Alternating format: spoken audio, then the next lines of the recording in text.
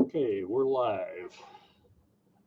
I didn't think I'd be able to do this today because we've had a power outage in our neighborhood and it just came on about 10 minutes ago. So just by the skin of our teeth, we're live. Okay, so this first half hour from 10 to 10:30 my time, Pacific time, is going to be covering the line from it's very Bill Monroe oriented for a 1-5-1 progression for non-jazz improvising. Okay, so the line is going to be this: 1, 2, 3, 4.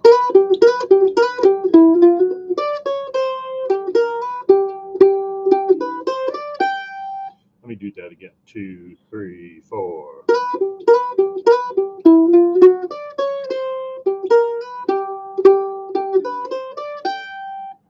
Okay, so let's start with the real quick grace note slide from the first to second fret with the index finger. So we covered this in a video called Flat 3 to 3.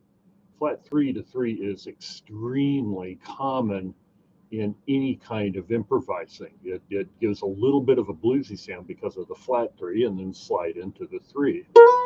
And then the other note is G, the 5th fret on the D string.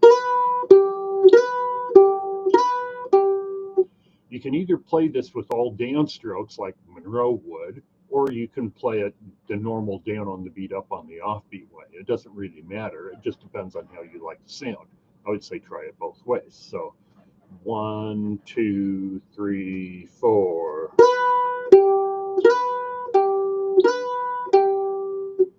1 and 2 and 3 and 4 and. Okay. The next thing is a very interesting little chromatic phrase. There's not a lot of chromatic phrases in folk and bluegrass improvising, but this phrase is very cool. It goes from, so we were just on a G chord right there, so we'll have 1, 2, 3, 4, 1, 2, 3, 4, 1, 2, 3, 4, 1. So 4 beats of G, 4 beats of D, and 4 beats of G. So 1, 2, and 3, and 4, and. So we're going to play the 2nd fret and the 3rd fret on the D string, and then go up to the 4th. And right there where we hit the 4th fret, an F sharp note, that's where the D7 chord is coming in, the 5 chord in the key of G. So we're in the key of G, and this will be the 5 chord.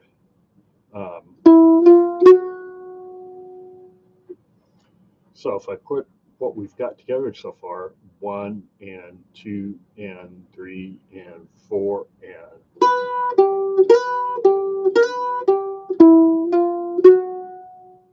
Okay, let's try that again. 2, 3, 4.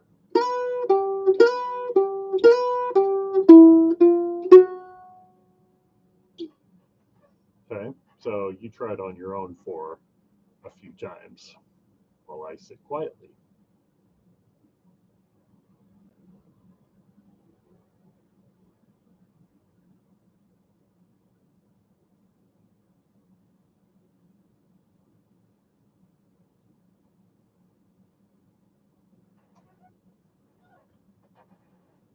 Okay, let's do it from the beginning a couple more times. 1, 2, 3, 4. 1, 2, 3, 4.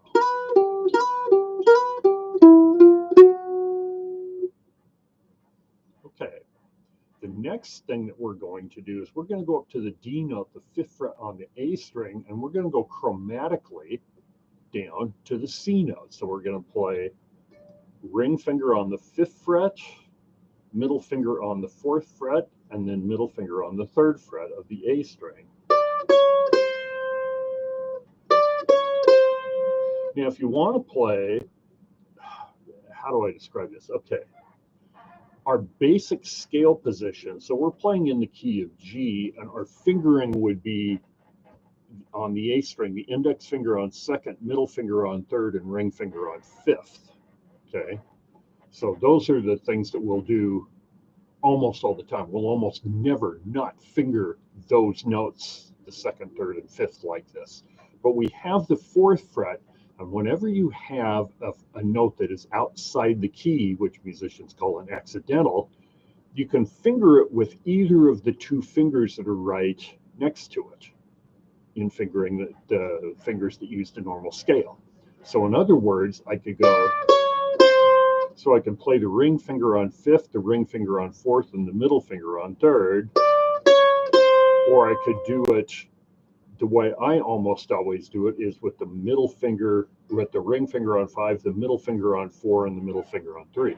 The reason this feels stronger to me is in a lot of keys, like the key of A, where I am playing the fourth fret, I'm playing that with the middle finger, so that finger is used to going there, and there's very few keys that I play the fourth fret with the ring finger.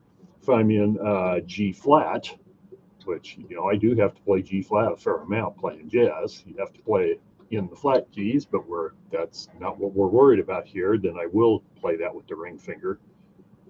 But it's just more comfortable for me to do it this way. Ring, middle, middle. If it's more comfortable for you to go ring, ring, middle, by all means go ahead. Okay.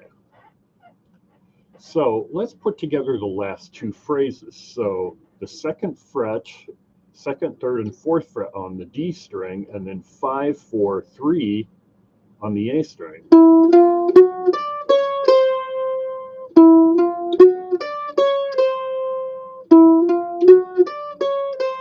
Okay, you do that a few times on your own.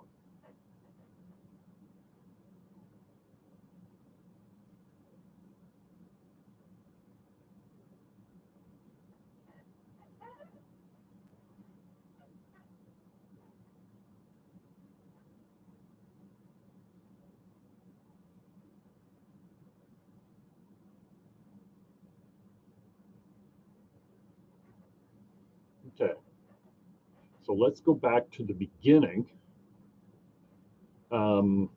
There's a couple of people that have joined since we went through the beginning thing, so I'm going to go through the beginning phrase again.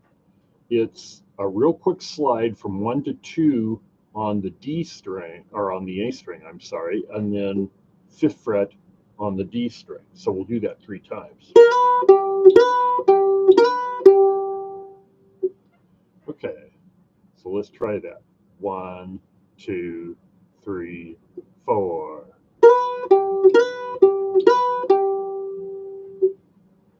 Okay, now the next thing we did was the 2, 3, 4 on the D string, and then 5, 4, 3 on the A string. Okay, so let's try doing that whole thing. Let me play it once.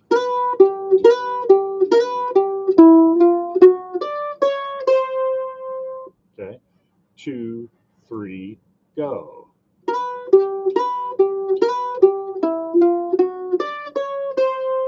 Let's try it maybe a little slower.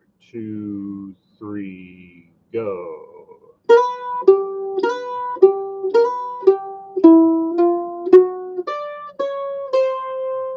One more time. 2, 3, go.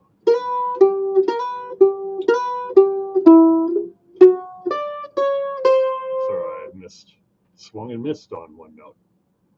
And I feel like I'm playing for the Mariners. 3, 4.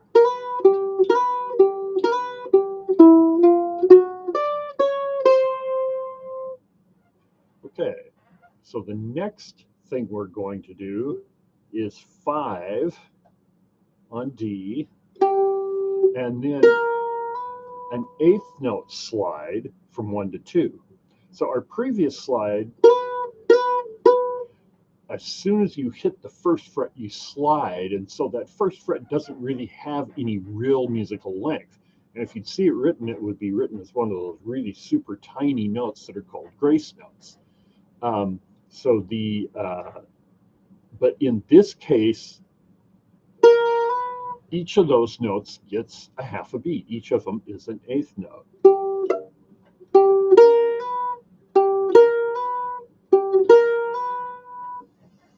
Okay. If I go back to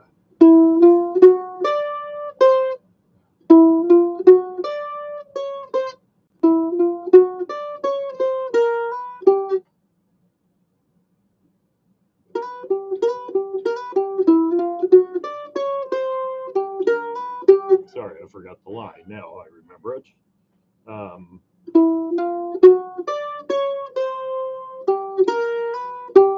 So the C note, the third fret on the A string, is a quarter note. It gets one full beat of time, but it starts on the offbeat. So this is pretty interesting. It's very syncopated, very jazz and blues-like, and I'm sure that's what Monroe got from this. This is a phrase that Monroe played a huge amount.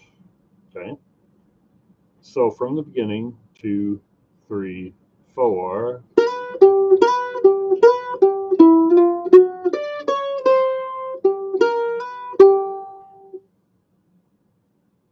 Two, 3, 4.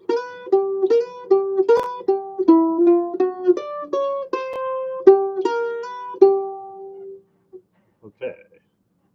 Now here, once we get to this G note,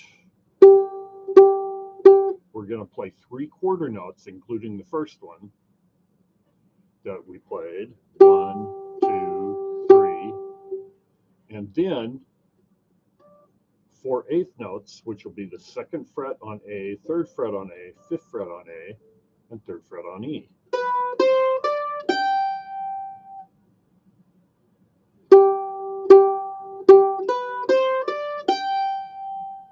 So 3rd fret, 3 quarter notes, 5th fret, I'm sorry, 5th fret on D, 3 quarter notes, then 4 eighth notes, 2, 3, 5, and then 3 on E.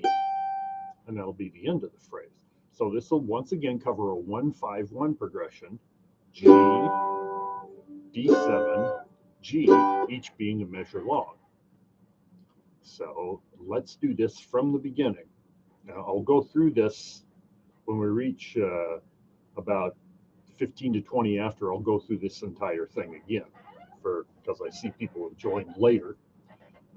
So once again, slide from slide with the index finger from 1 to 2 on the D string, followed by a G note, the 5th, 1 to 2 on the A string, followed by a G note, the 5th fret of the D string.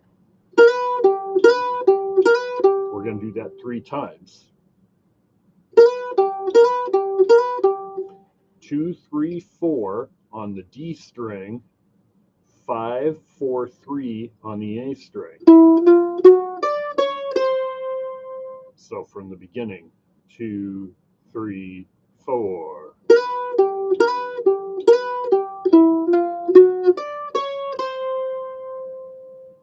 Okay. Now we've got the 5th fret on D and 1 and 2 as eighth notes, which will be a slide on the A string, and then back to the 5th fret on D. 3 notes on the 5th fret on D, and then 2, 3, 5 on E. That's 2, 3, 5 on A, I'm sorry, and then 3 on E.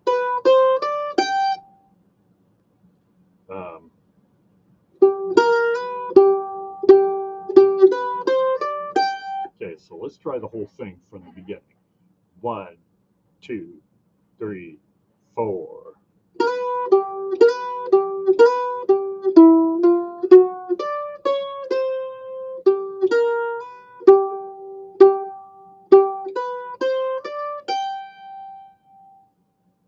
Okay, once again, 2, 3, 4.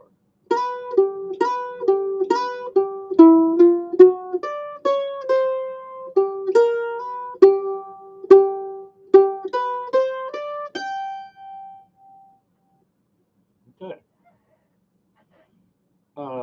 Let's try maybe a little faster.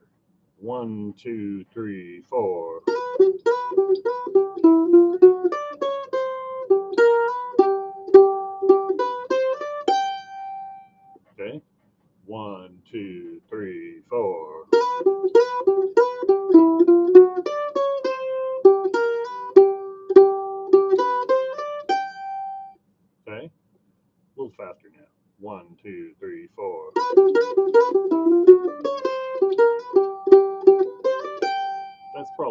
speed it would get played.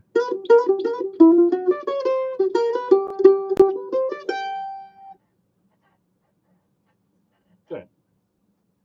If anybody has any questions, write them down in the chat. Play that for a couple of minutes on your own. I'll let you guys play it through a couple of times, and then I'm going to start up at the top and go through it one more time, and then maybe at the end we can, if we have time, we'll look at something else. But go ahead and play it a few times on your own.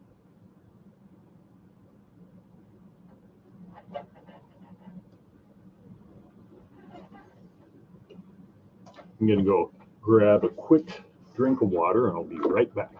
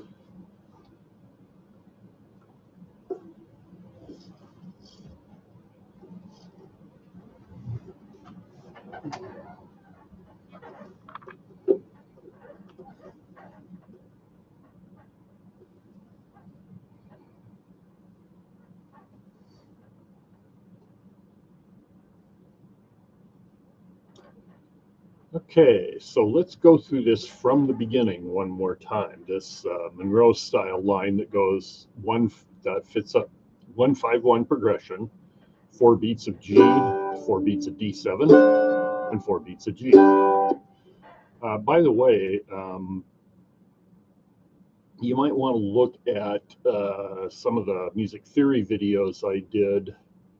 There's one that's called 5, meaning the 5 chord, Roman numeral 5, implies 5 dominant, or 5 with the little 7 following it.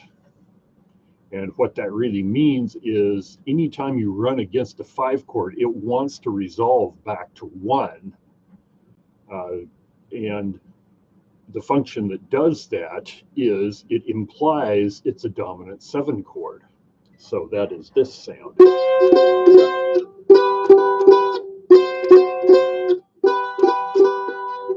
And anyway, that's one of the things we're doing when we play this line toward the end, is we're definitely hitting that flat 7 note that makes the D7 chord, which has the clash that wants to resolve to right there. And that's where it does right there. Okay, so let's go through this from the top again.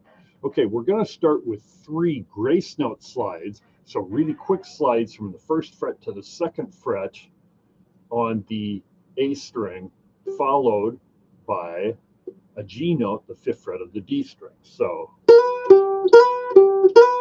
and this will start right on beat number 1. 3, 4. 1 and 2 and 3 and. So that takes most of the G chord measure up. Takes 3 of the 4 beats. All right. The next thing we're going to do is we're going to play on the D string 2, 3, 4. And my suggested fingering here is index on 2, middle on 3, and ring or middle on 4.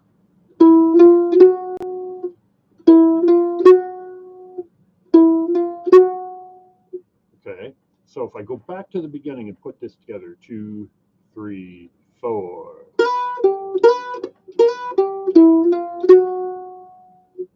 Okay, let's do that again. 2, 3, 4.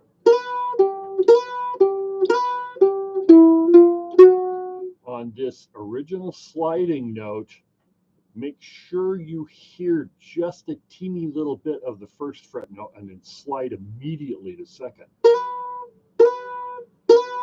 Like that. I don't want to hear that. Takes too long.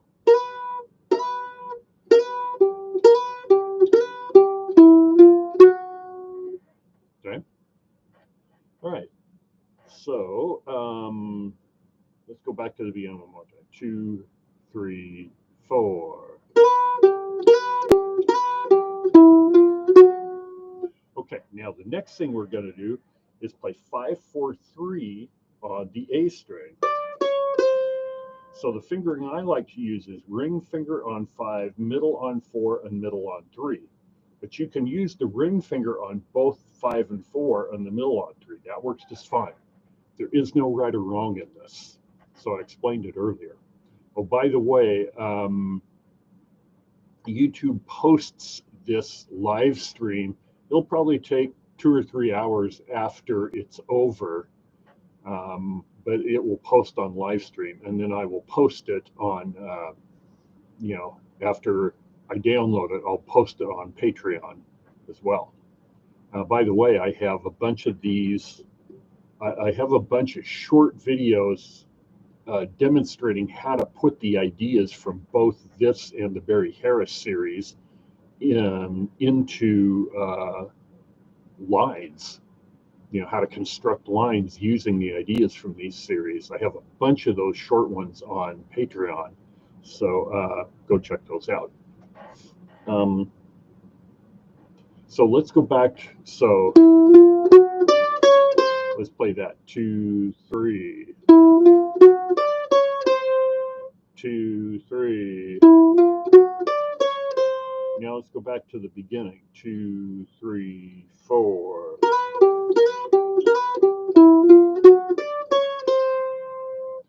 3, 4.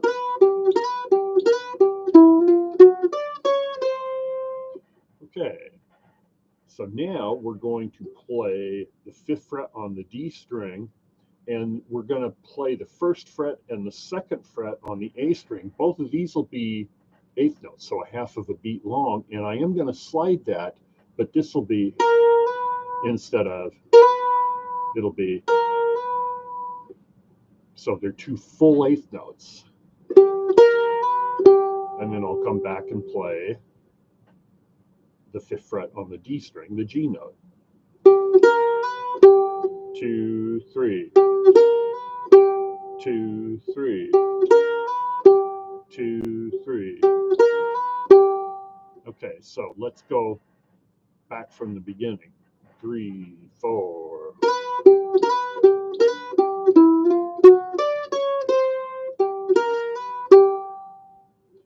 2, 3, 4.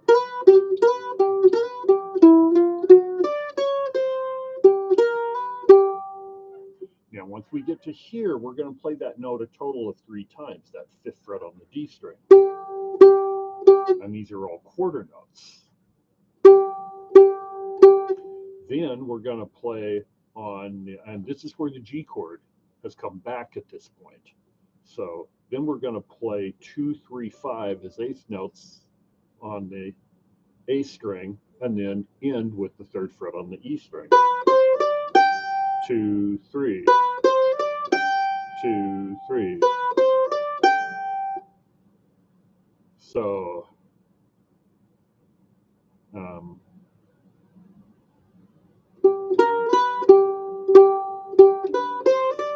let's just start it. 3, 4. Okay, now let's do everything from the beginning. 2, 3, 4.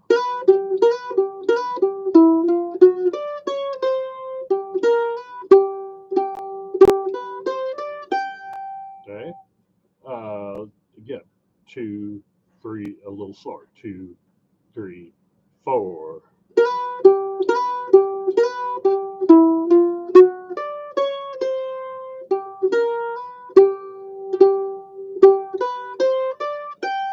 Two, 3, 4.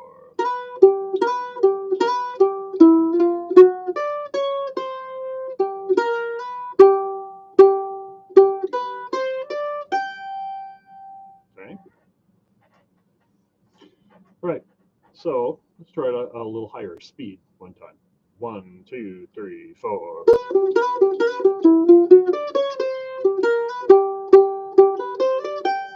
3, 4.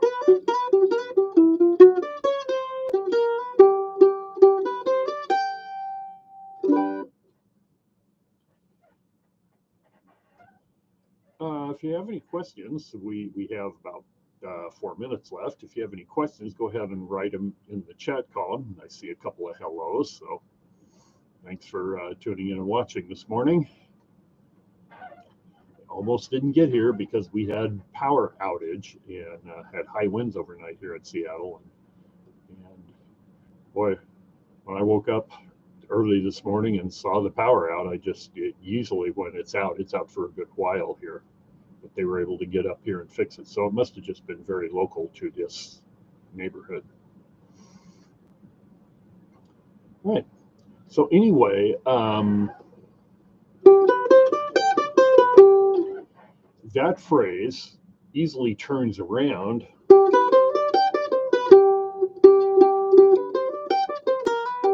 and very much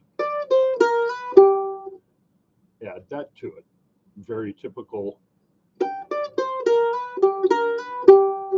There's another little Monroe variation. So there's just tons of things that you can do with this.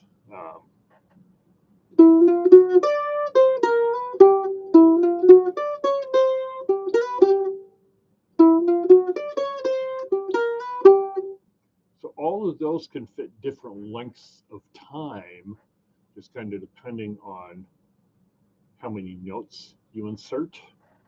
So that's definitely something to play around with.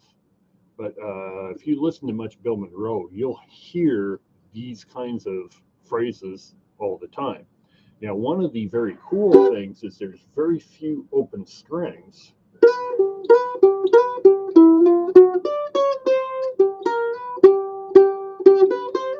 There's no open string. That's out of this G chop shape. So if I move this G chop shape 2 frets higher and play A, I can play physically exactly the same thing for an A phrase.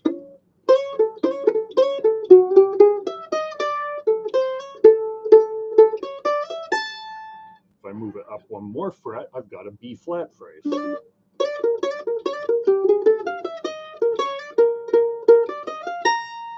I move it up 1 more, I've got a B phrase. So for those of you that are a little less than comfortable playing in B, here might be a good way to do it, to get started on it.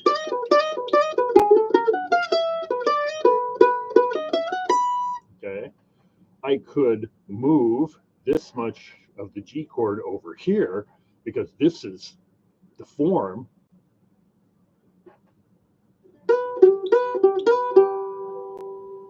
You see this? So if I move that over a string to C, now I can play exactly the same thing.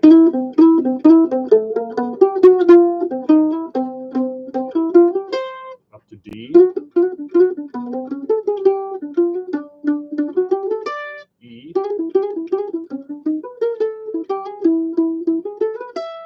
F,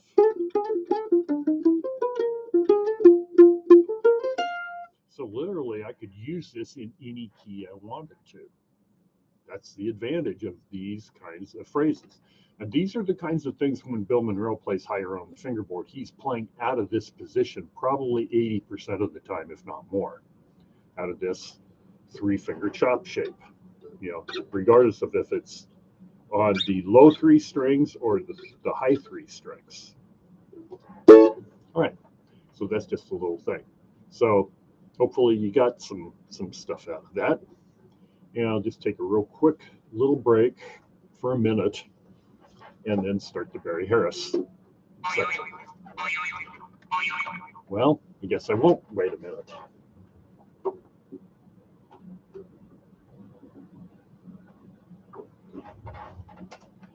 Okay, so this is the section for Barry Harris for Jazz Mandolin.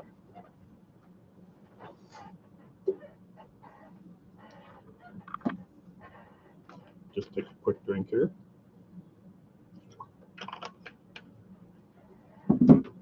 All right. So for this Barry Harris section, I've been transcribing and learning a Charlie Parker solo for Groovin' High. Yeah, oh boy, different mandolin, different string spacing.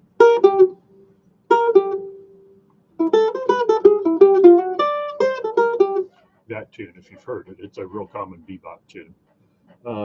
Dizzy wrote that, but Parker played on, I'm pretty sure, the original recording of it.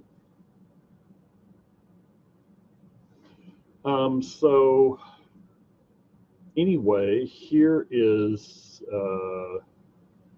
this line. So they play an introduction, and then there's a two measure break, and a break is in jazz terminology, a break is where the rhythm section stops, and Parker plays two measures on his own. In this particular arrangement, the tune's in E flat, and the beginning thing is done in E flat, but then they play through a modulation before Parker's solo starts, and they're in D flat.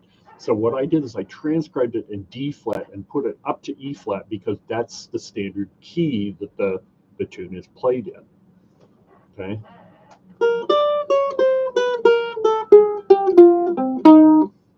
So this 3, 4, 1.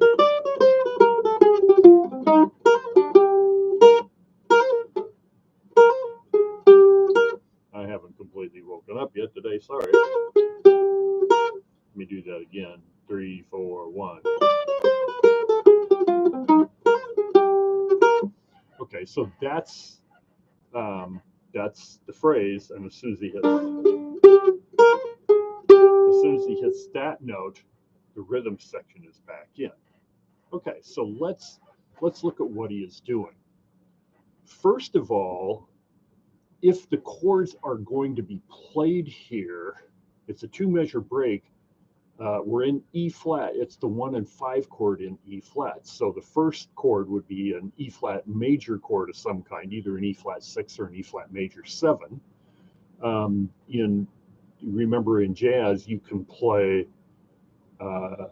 either of those two, and you can substitute those back and forth whenever you need a major chord. If it just says E flat, that means an E flat major chord, so play either an E flat 6 or an E flat major 7.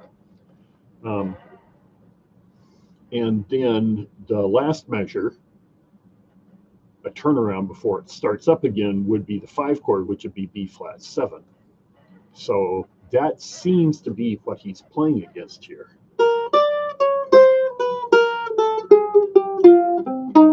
Okay, so this is a very interesting little phrase. 1. So we're starting on B flat, going up to E flat, and then we're going to descend a chromatic scale all the way down to B flat. So Barry would describe this as a descending B flat dominant scale with 3 extra half steps.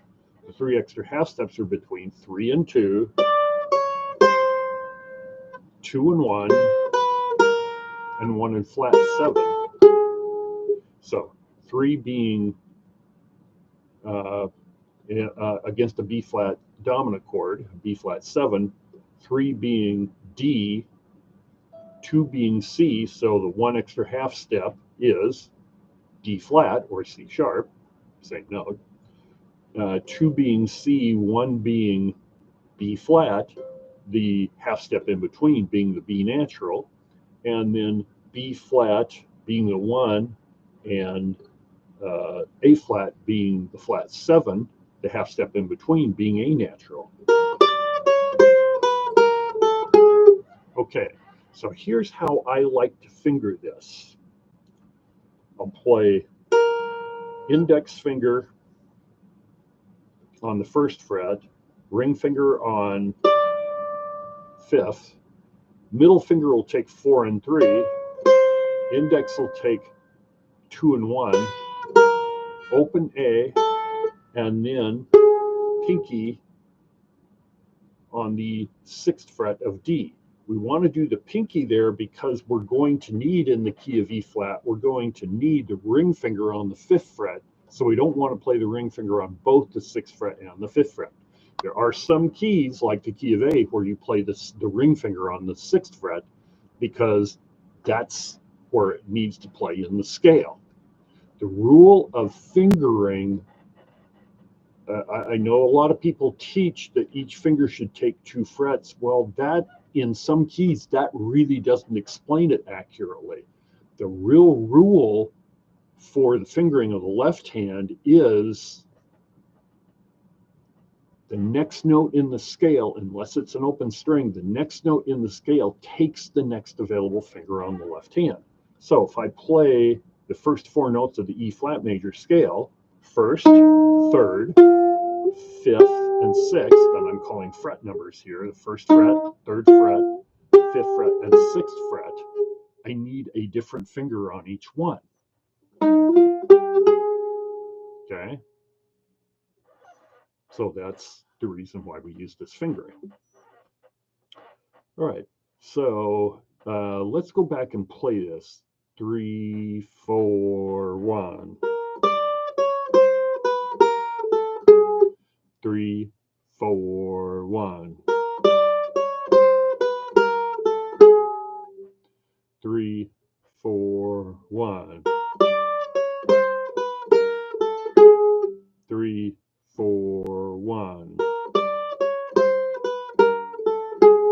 Good.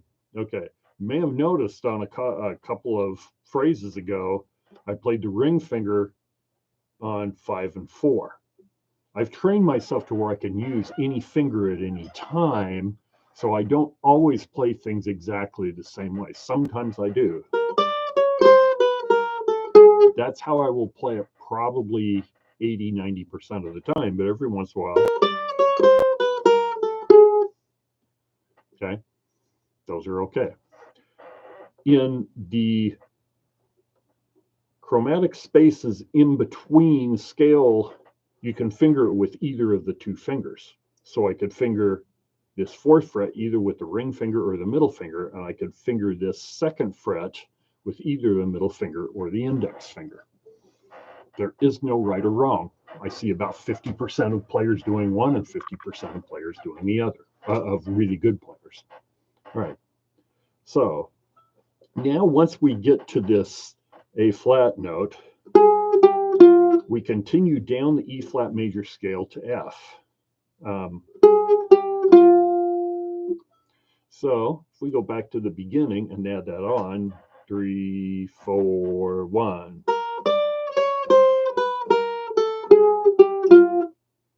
Okay. 3, 4, 1. Sorry. 3, 4, 1.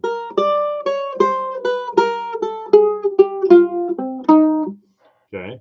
I didn't give you the other notes yet. Okay. So after we go 6, 5, 3 on the D string, we'll play the 5th fret of the G string and then the 1st fret of the D string.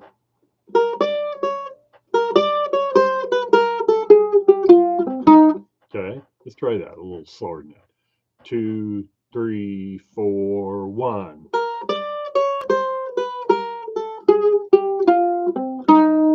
Okay, 2, 3, 4, 1.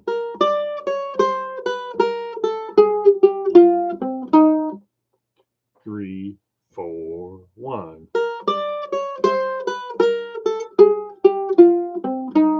Good. So one of the things that makes bebop era jazz different is more use of chromatic notes like this. And by chromatic, I mean every different frets. So that very first run we're going D, D flat, C, B, B flat, A, and A flat. That is called chromatic.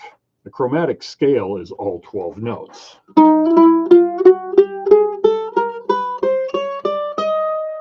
Okay, that's a chromatic E flat scale. So yeah, there's all of those notes.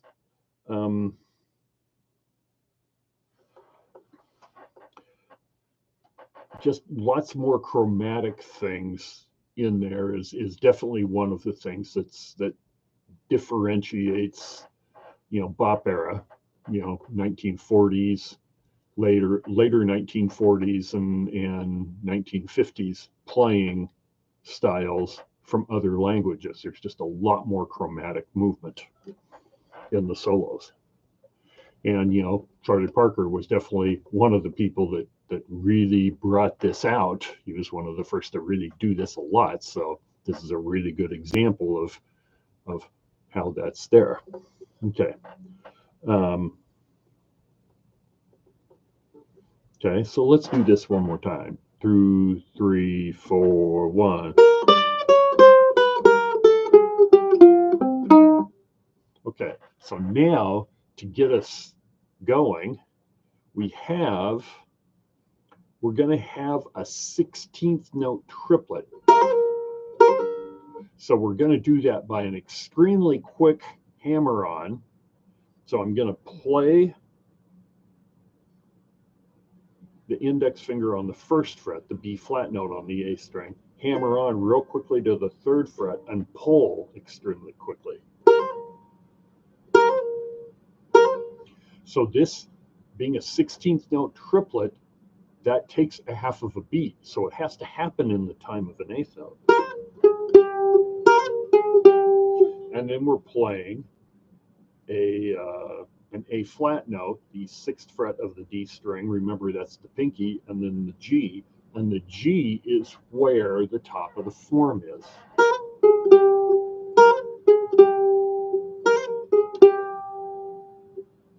Okay, so these 16th note triplets were a very common part of Parker's language, and he put a lot of very different timing things in there. So as I play all the way through this groove and high solo, there's 8th note triplets, there's 16th note triplets, there are 16th notes themselves.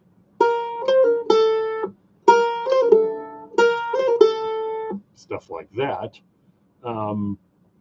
There's, of course, 8th notes and quarter notes and longer held notes and stuff. So Parker used a lot more different timing things. And that's one of the things that made his music very different than the players who would come before. Okay, a lot of swing players like to fill up lots of notes, but Parker definitely used space and used rests in his music, and they're extremely effective. All right, so if I put this all together for 1.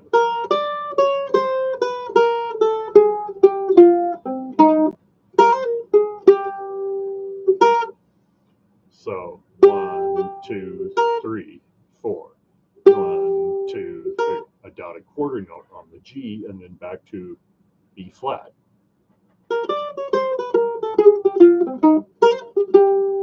So that's the break. That is Parker's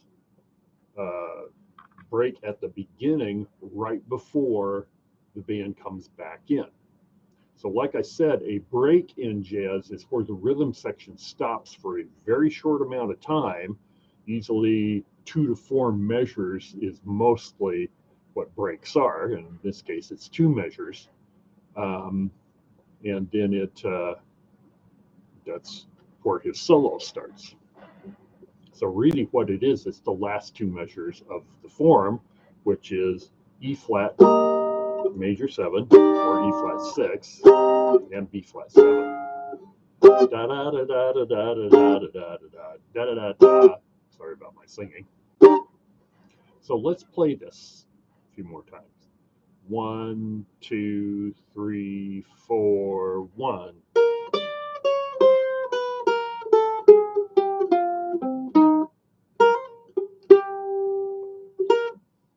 Okay. 3, 4, 1.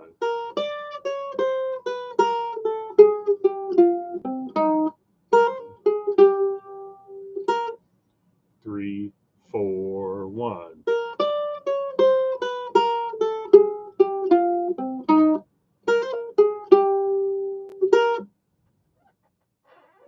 Okay. So you play it on your own a few times. I'll give you a couple of minutes of no talking.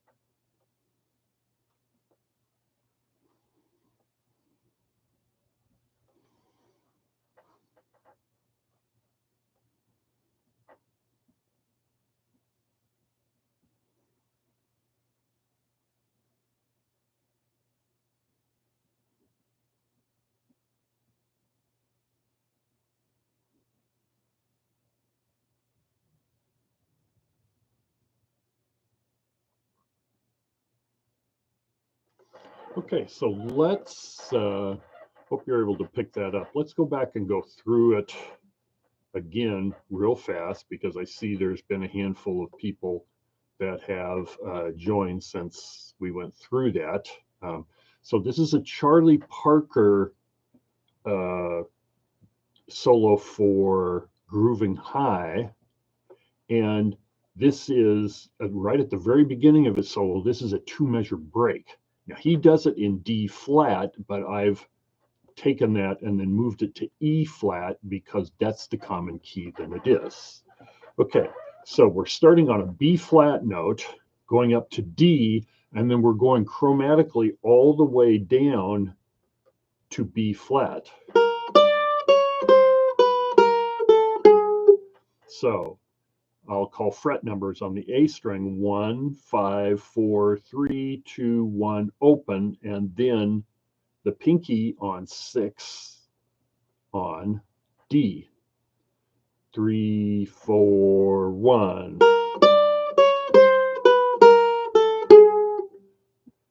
Three, 4, 1. Okay. Now we're going to continue down, because we're in the key of E flat here. We're going to continue down the E flat major scale 3 more notes. So it'll be on the pinky on the 6th fret of D, ring finger on 5, and middle finger on 3.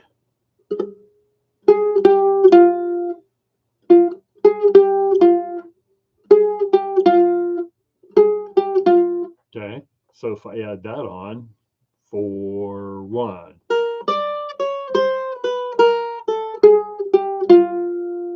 Okay, so let's do that together. 3, 4, 1. 3, 4, 1.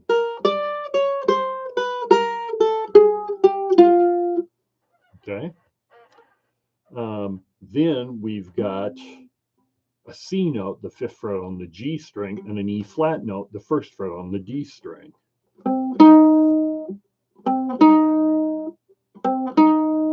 So if I go from the beginning and add those two, 4, 1.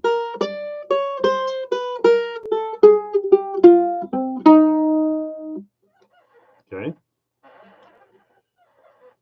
Let's do that again. 3, 4, 1.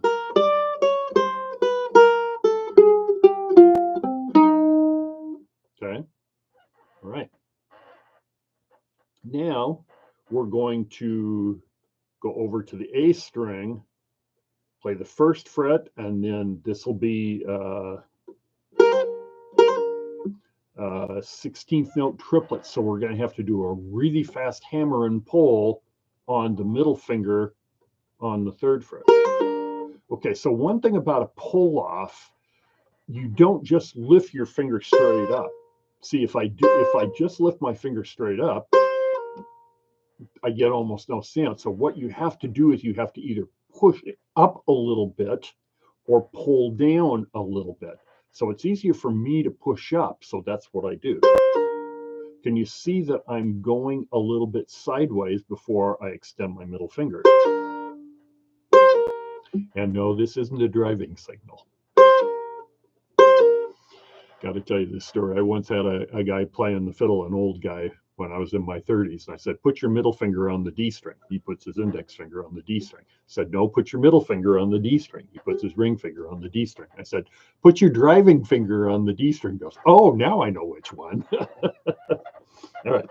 So then we're going to play pinky on 6 and ring on 5 on D, and then index on 1st finger on A. And this is the end of the.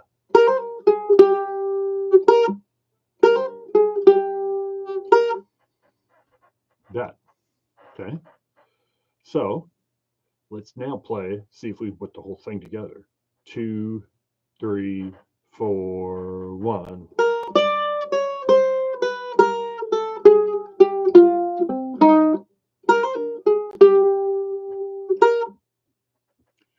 Two, 3, 4, 1.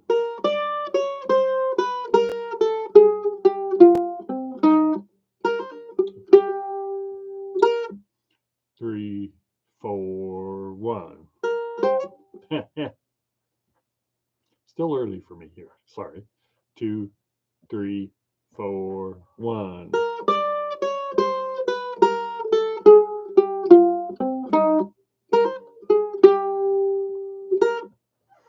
Okay. So let me go once again through what I think Barry Harris is thinking here, or through what Parker is thinking here.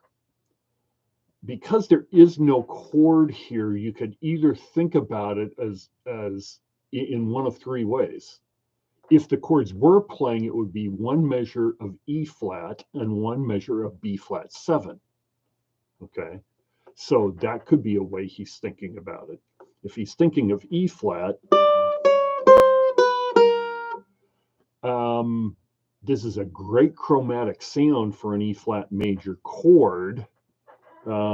These extra half steps, because what it puts on the beat, because 1, D is on the beat, C is on the beat, and B flat is on the beat.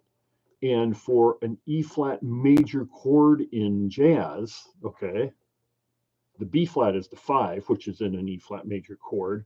One of the 2 major chords for jazz is an E flat 6. So being this sound, the C is the 6, so that's definitely in line with an E flat major sound. And the D is a major 7, and that's a 6th chord and a major 7 chord are the 2 common major chord sounds in bop era, in bebop era jazz, and later. So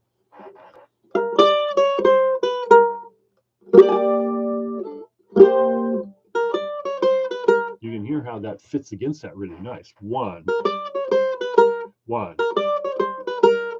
So E flat 6, E flat major 7 fits against it very nicely. Then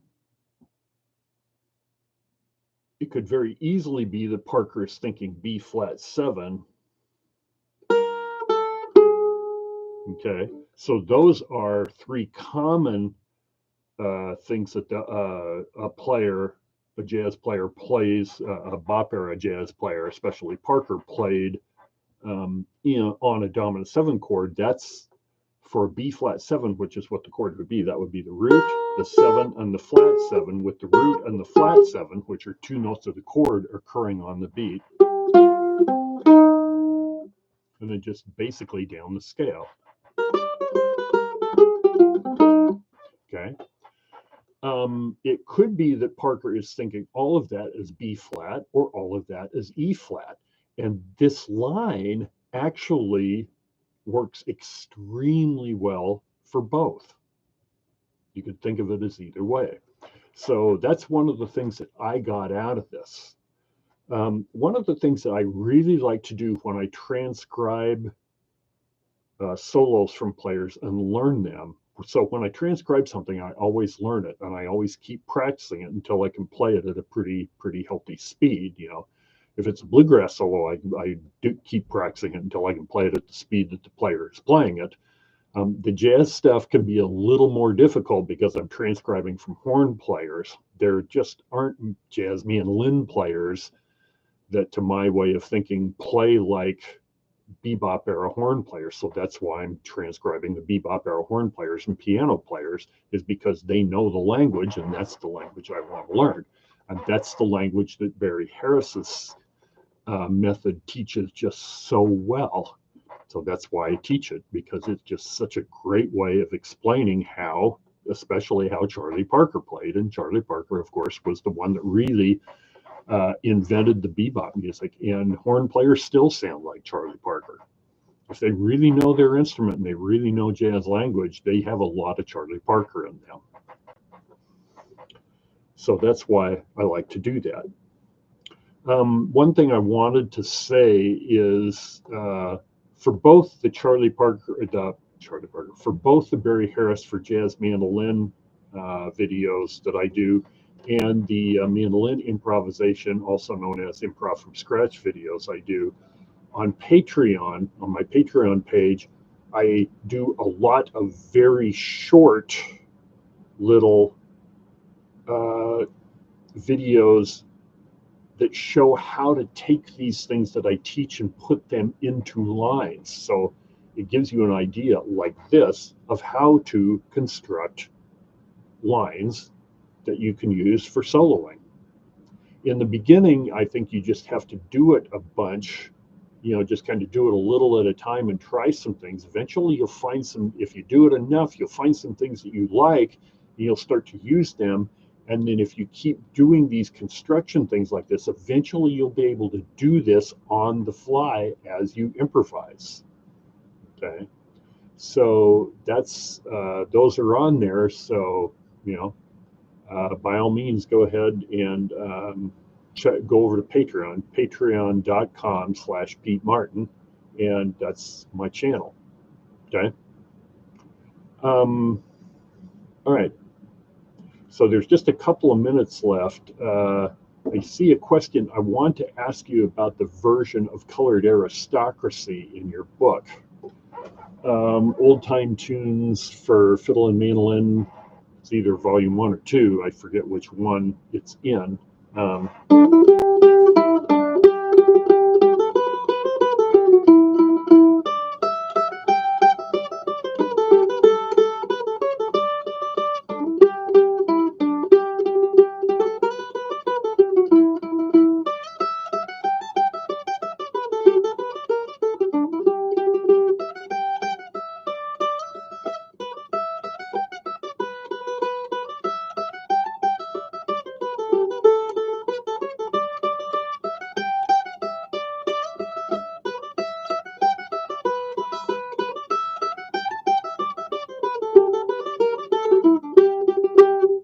Okay. I got this from Richard Green, a great record he did called Duets. A very, very cool one. And, you know, he's playing it fancier than that. But that's approximately how it is in the book. It's not exactly like that. When I play, I never play these things the same way. One of the things when I was young, I was around some fiddle players that were really good fiddle players, and they always played tunes a little different every time they played them through.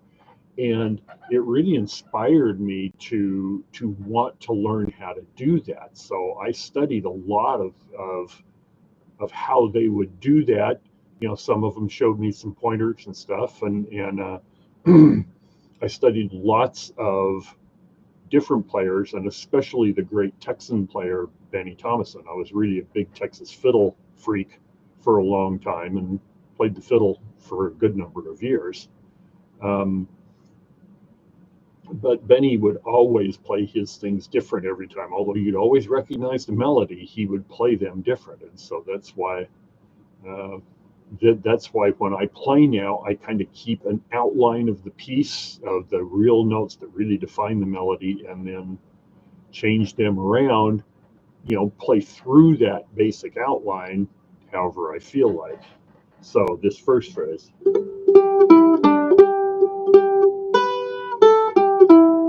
So that's the first little bit of colored aristocracy. I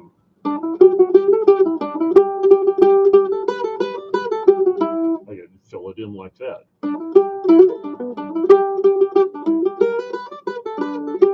Yeah, that didn't come out the way I want. Let me do that again.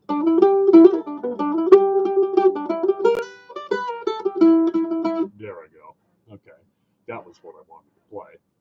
And doesn't mean I always play what I hear in my head. Sometimes you don't. If you don't, you just keep going.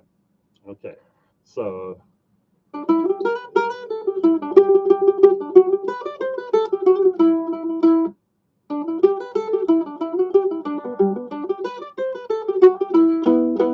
okay, there's another way of doing it. At some point or other, so another thing that I do is I also have a series of that's called Learn Mandolin by Ear, where I show fiddle tunes, but I don't show any kind of tab, and I play them at normal speed. I play them slow, and then I break them down slow. And when I break them down, I take the mandolin out of the screen where you can't see it, so you're forced to hear it. So I'll break down little pieces like that and hopefully get you to do it by ear.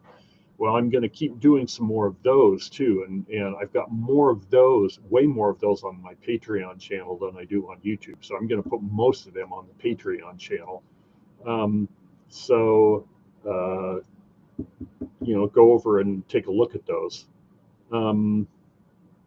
So all these videos and stuff on my Patreon channel are for silver level and above members, which is $5 a month. So if you could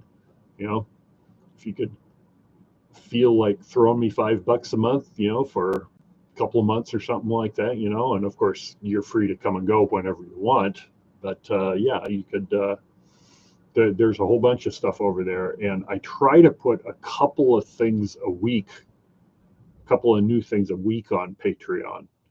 I'm trying to do 3 videos for YouTube a month, but I'm trying to do a couple a week for Patreon, so to make it worth it for people to have over there. So anyway, that's the end of this live stream. I might be out of town in January. My wife and I haven't decided if we're going someplace a little warmer than gray, cloudy, cold Seattle for a couple weeks. So there may not be a January live stream. But if there is a January live stream, keep your eyes out for it. And I'll announce it on Patreon and on YouTube. So anyway, thanks for showing up. And remember that probably take a couple to 3 hours for this to show up back on YouTube, and probably tomorrow or the day after. It takes YouTube a while, and then I have to download it, which will take me a good number of hours to download something this long, and I'll put this on the Patreon channel as well, so you can go back and review it. Anyway, thanks a lot, and hope to see you again.